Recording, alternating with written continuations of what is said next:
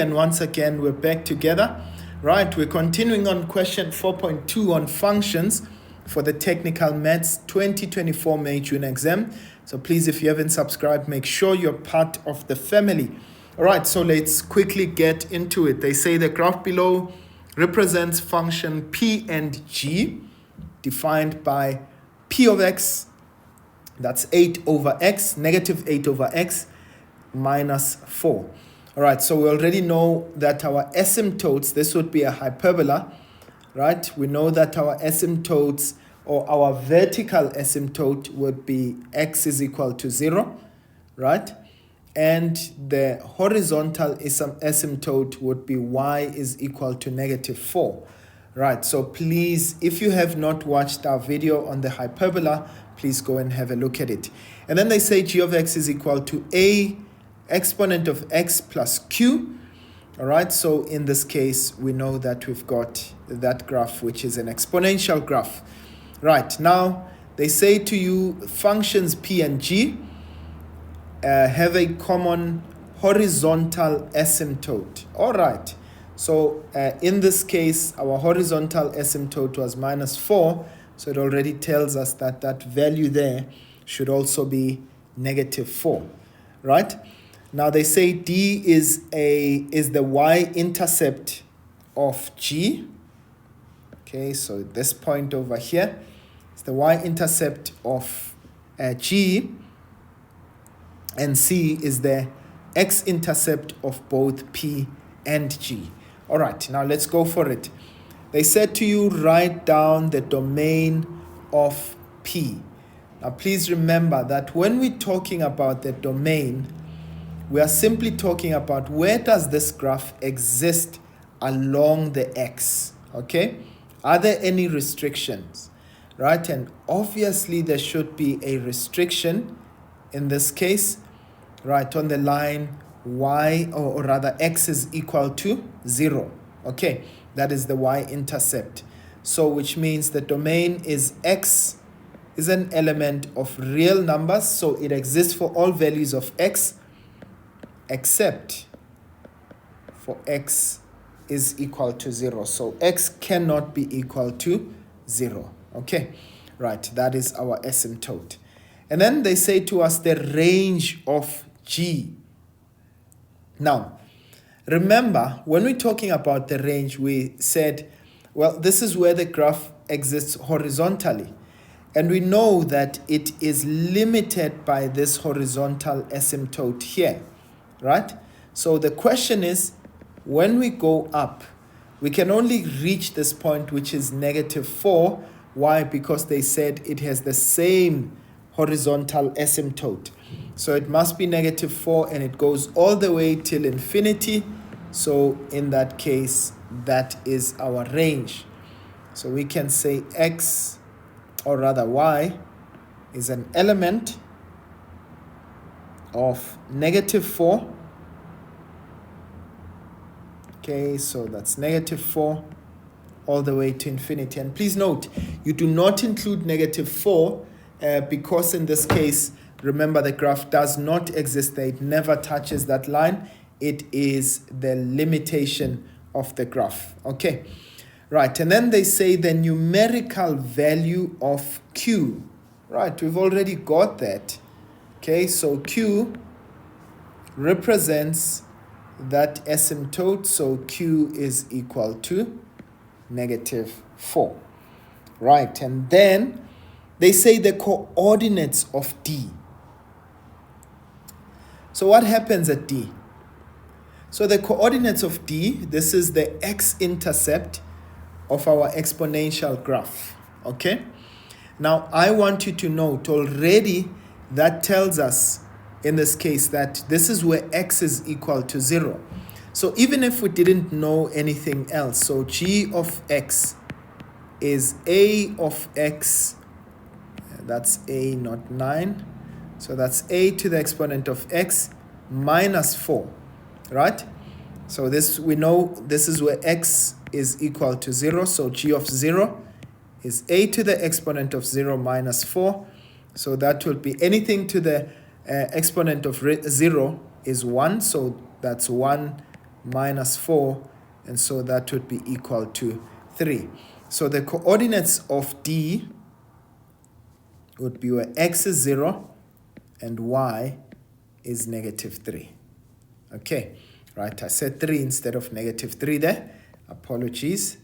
Right, now they say to us, determine the coordinates of C.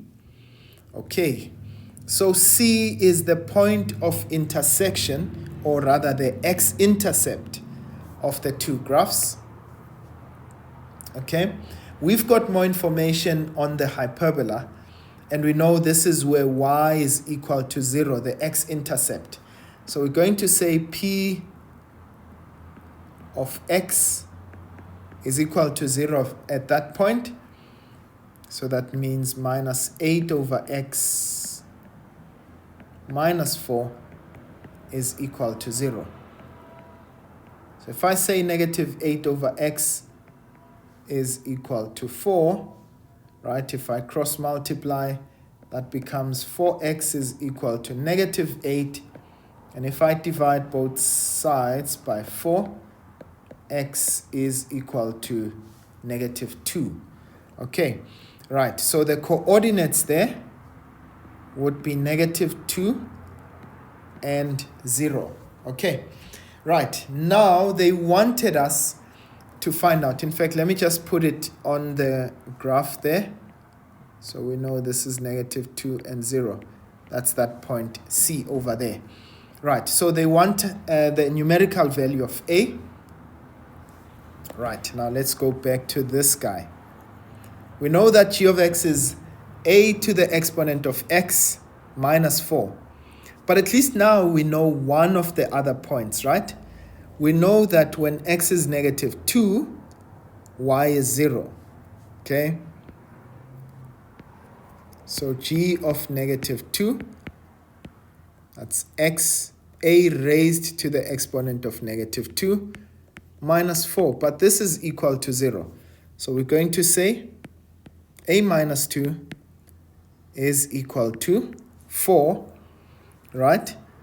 So please, I want you guys to note a to the minus 2 can be written as 1 over a squared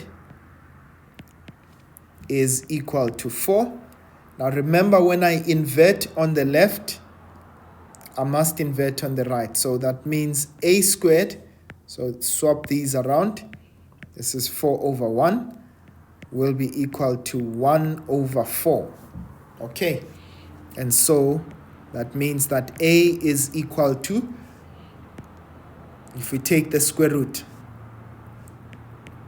right? So please note, I'm only going to take the positive value because my base has to be positive in that regard, right? So a will be 1 over 2. Okay, right, I hope that you get it, ladies and gents. So my a value is 1 over 2. Right, now they say to us y is equal to c is a tangent. Okay, this is a completely different question.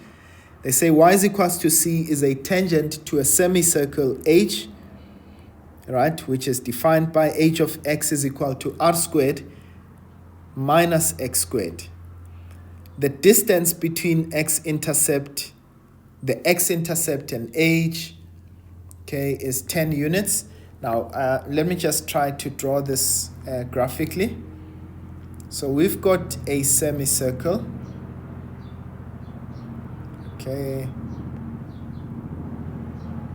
All right, I know it's not very accurate, but you get the point, right?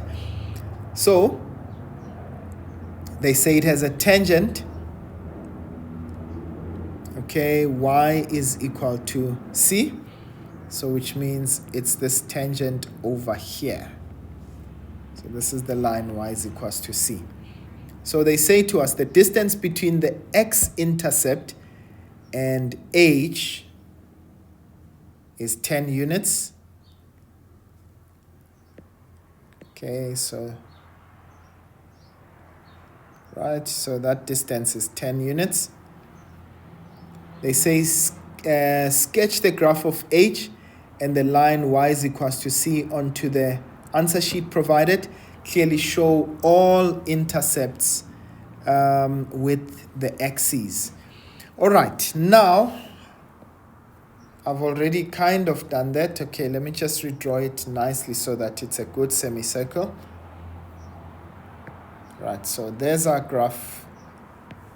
Those are axes. Right. Now, sorry that it looks like a parabola, but in this case, I'm just unable to draw a semicircle, a perfect semicircle. Or maybe I can do this, actually. Let's do this. Let's try it. So if I were to try and draw a perfect circle over there, and then I can use my eraser, right? Okay. There we go. Right, so there's my semicircle. So you've got the x value as well as the y value. Right, and then they had given us that guy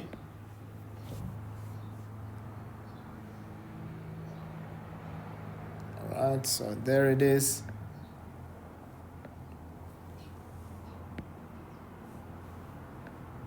Oops.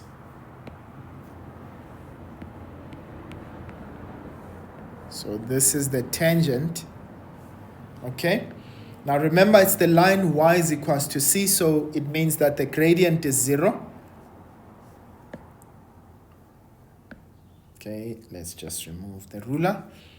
Right. Now, they had said to us the distance between this point and the tangent is 10 centimeters. Right, so what does that mean? Remember, that will automatically be the radius, the distance between the center and the circumference. Okay, so that will be 10 units. So what does that in fact mean? Okay, all right, let's get this guy out of the way. So that means it has a radius of 10. That means this value will be minus 10. Means that will be 10. That means that will be 10. So C will be equal to 10 units. All right. They said show the intercepts. Yeah, so that is what it would look like. Okay, right. And the line y is equals to c, meaning that it's the line y is equal to 10. Okay, and our graph is h of x. Ladies and gents, please don't forget to label your x's. So that becomes an important part. Right, and that's how your graph would look like. Let's leave it there for now, ladies and gents. We are going to be continuing on this question paper on to the next video. For now, I'll see you guys next time. Sharp, sharp.